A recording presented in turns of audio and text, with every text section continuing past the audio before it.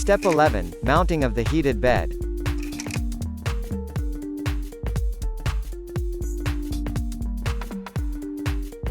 Place the belt around the heated bed.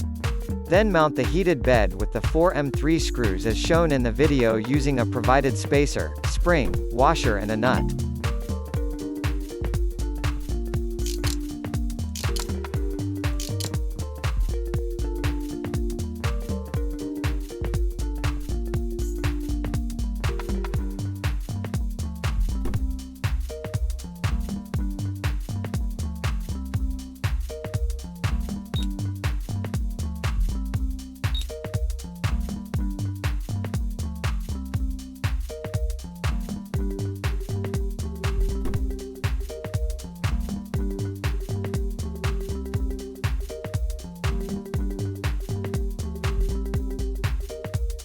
Now slide the connector brackets over the nut.